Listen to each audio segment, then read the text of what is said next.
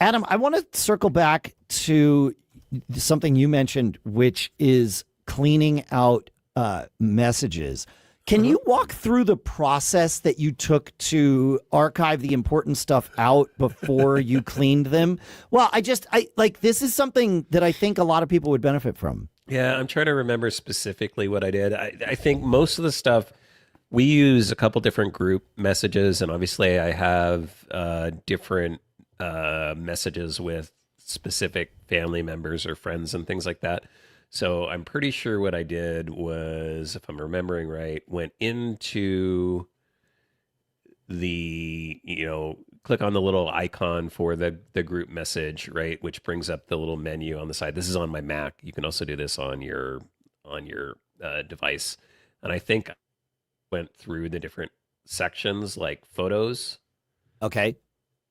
And I think I just selected them from the list that I wanted. You can do your selection in whatever ways that you want. And then just made sure that I saved them, I believe. There's a save option if you right click on the images, and I just saved them out or just made sure they were downloaded into. They also automatically, and I might have done it through photos now that I'm thinking about it, because I think these things now show up also in the shared with you section of your Photos app. Yep. And I think you can also select them from there and choose to download them into, you can do save shared photo. So if you look at the shared with you, the lower left corner, and I think this is actually how I did it, the lower left corner will have a little chat bubble if it's something that's been shared with you.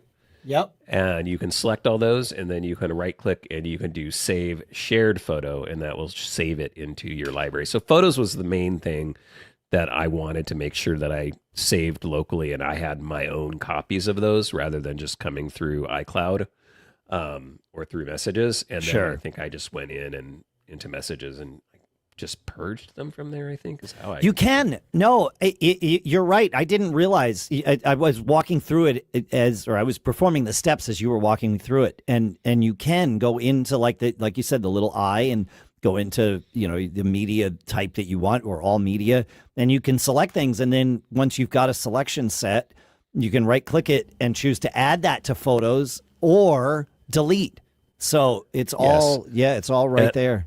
And I'm gonna say this because I was very worried about this, right? Because we have like a family one where we share a lot of photos and stuff like that, and I was not sure, like, if I delete it, is it gonna like poof it for everybody? Is it gone for everybody else?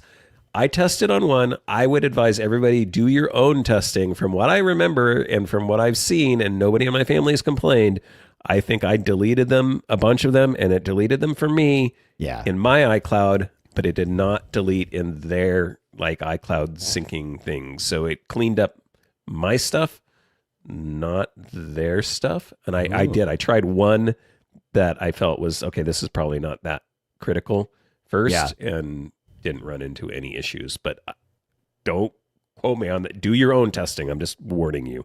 Yeah, for sure. No, that's, yes, good advice. I believe that's the way it works. I believe if you're deleting them, you're only deleting them for you. You're not deleting them for everybody in that message thread, at least not with iOS devices. I don't know about if you're in a mixed group with, what's the other technology we use Android? Now?